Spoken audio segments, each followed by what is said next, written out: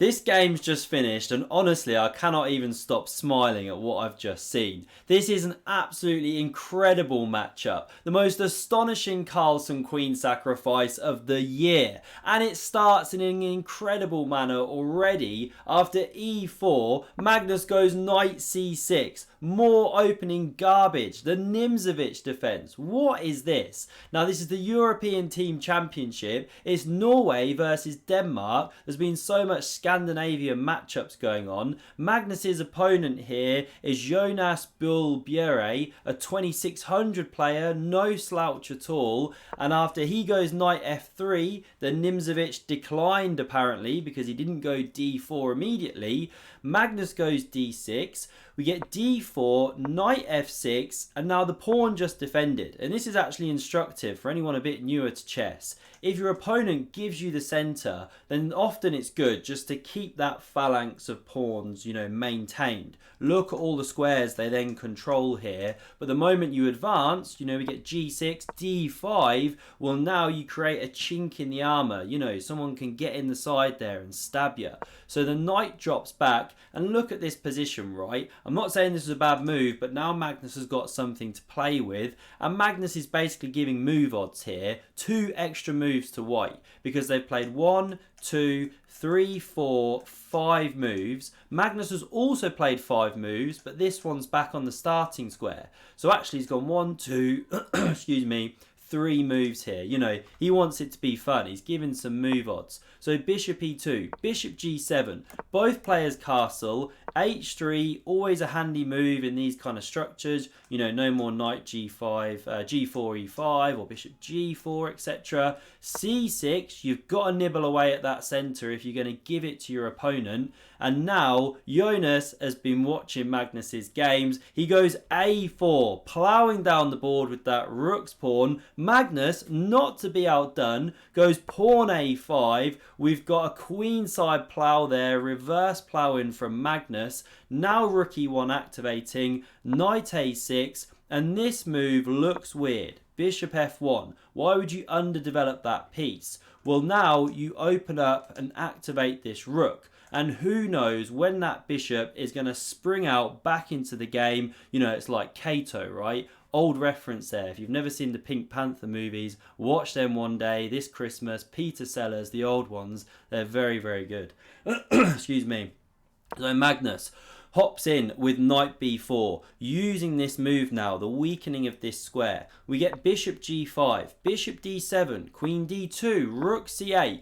Both players got their bits out, and now it begs the question what to do. The opening's basically ended. We're entering the middle game here, and this is why Magnus, he takes his opponents into the deep dark woods, because they go wrong in these unfamiliar positions. What should you do?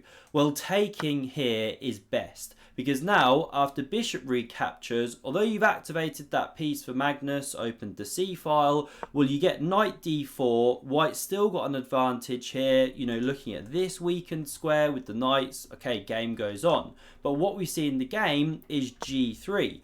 Presumably with ideas of fianchettoing that bishop later in the game. But there's a problem, because now Magnus unleashes a sequence of moves which is almost as great as young Kramnik's hairdo, right? So the move he starts with here is pawn takes on d5. We get pawn recaptures, and now he lifts this rook into the game. And this is kind of risky. When you've got all 4 sets of minor pieces on the board, rooks and queens have to be very careful entering the center of the board. And how do you defend that pawn? Well, you can't really do so with a piece. So bishop e3 drops back. This was Jonas's idea. Hits the rook, and he's thinking, right, well, Magnus has got to retreat that rook, right? I mean, he can't take here, lose an exchange, what's he going to do? Well, now Magnus plays truly an incredible move. What would this guy do? Magnus now crashes through with the rook. He takes on c3. I'm not going to scream the rook. My mic's not great as it is. I'll give you a headache. Split your eardrums. And after the pawn recaptures, best move, because if you go with the queen, you're stepping into this stuff. It's not even now about immediately winning this pawn, but knight e4 unleashes the whirlwind here. This is just awesome. Queen drops back, the pawn collapses, And look at this dark squared symphony. Those pieces just oppressing all of the white heavy ones. We get bishop d4, an imperative move to interrupt this sniper. Now this knight takes on d5. Magnus has got 2 pawns for the exchange, leveled up the material already. We get bishop takes, king takes, and now bishop c4 to put some pressure on those knights. Here comes Kato springing back into the game. Now Magnus, why doesn't he capture this pawn here? Well, these kind of positions are all about initiative. Don't get me wrong, taking the pawn is the computer's top move, but Magnus plays the second top move. He goes pawn e6, and he just wants to attack. He's got ideas of queen f6, rook c8. Maybe you push this one day if the knight ever moves. You know, he wants to get at that king. Initiative. So white now takes here, and Magnus recaptures with the pawn. Why would you not go with the knight? Excuse me, sorry, I can't find my voice. Well, if you go with the knight here, then there was c4, and white just gets that room to breathe for a moment. So taking with the pawn is best, and look at the central squares which these pawns cover, creating outposts. And now the best move for white here is apparently queen e3.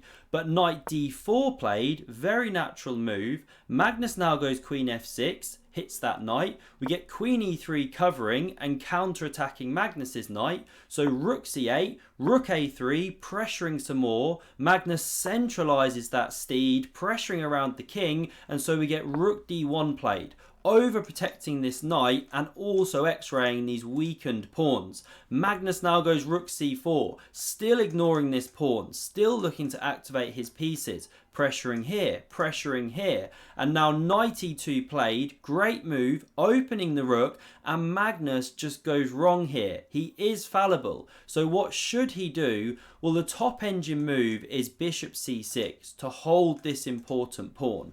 Magnus, however, takes on c2, the pawn that was offered, ditching c pawn for double d pawn, and on the surface this looks a great decision because these ones were doubled. You've now cleared this diagonal for the bishop, the rook's on the second rank, you know, big attack coming.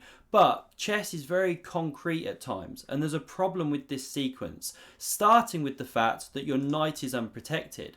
So knight c5 played, Magnus has to do something about that piece, but now there's knight d4 with tempo against the rook on c2. So it slides to b2, but now queen e1, great move, clearing the third rank, threatening rook f3, using the knight's support, and this is actually a huge threat. You know, say you go pawn b6 here just to show a random move. Well, then there's rook f3, the queen's hit, and where does it go? If you go to e7 like you want to do, keep an eye on this and this, well, you just simply get taken, of course. So after you drop back, well, everything starts collapsing after rook takes on d6. So coming back here, top engine move right now is king f8. The Silicon Overlord says that's roughly a draw if you do that. If then rook f3, you can prepare queen e7, but it's looking drawish. So Magnus now goes for a continuation, which is almost as great as the time that Christian advertised the Lawnmower 5.0. And trust me, it's an absolute banger.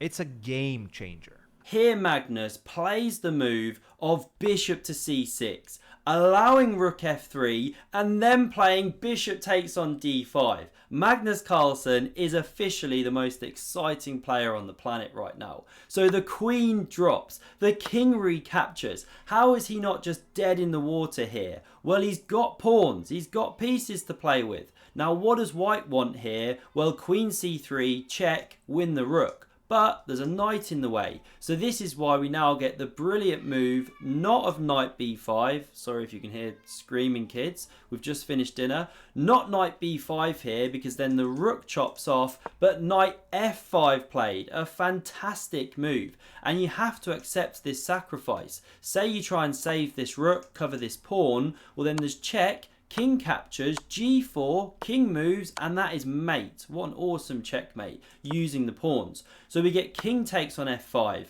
and now the same idea of g4 check, forcing the king to a dark square. If it came to either of these, then there's queen c1 check, picking up the rook. So it steps back. Here we get the check. king goes, rook drops. Magnus has got 2 minors for a rook here, sorry, for a queen, plus a couple pawns. Like, how is he not just dead? But it's only a bit better for white, 2.2. So white is better, but there's work to do. So bishop b3 from Magnus, going after this pawn. We now get queen e2 check. And now Magnus obviously steps back with the king, right? No. He steps up the board, king d5. Like, any time you try and guess the move with Magnus, it's going to be something different, right? So we now see the queen check on f3. Why didn't it check from d2? Go after this pawn. It's just a different way to play. But when you click around and go down the lines, that seems to be the slightly more challenging way for white to play here. But queen f3 check was played. We now get king e6 and g5. And the idea is that if you capture this pawn with the bishop, well, you've left the protection of this pawn. So check, king goes, this one drops, and things start collapsing. Obviously, if white munches all of those, then this one's going very fast, very dangerous. So, and obviously knight doesn't take, by the way, or the bishop drops with check. So we see king d7 played, pawn h4, king c7, pawn h5. White holding the equilibrium, but now pushing on. We get captures, queen captures, and now things get truly exciting, right? We get a race on our hands. Magnus doesn't touch this one. He goes b5, captures, a4, no, sorry, king b6, queen e2. That stupid king ruined my moment. Now a4. Pushing on with that pawn. Now here white has to get some counterplay. So this queen comes down, preparing to hop in here. And you don't actually, where are we, sorry, a3, queen c6 check, king a5, check. Now here's what I was about to say.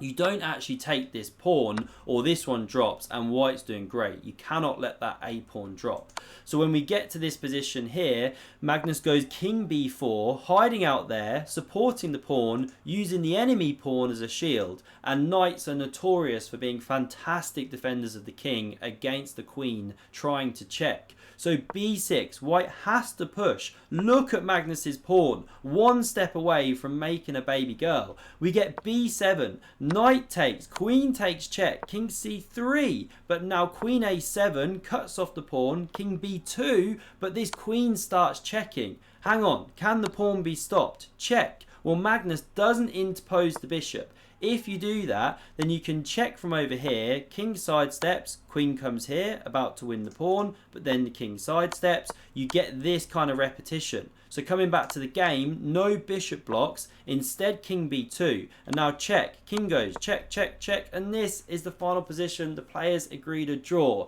But this one is surely going to make its way into Magnus Carlsen's version of this book. By the way, this book doesn't really exist. It's a joke about the fact that Geary once made a hell of a lot of draws in the Candidates Tournament 2016.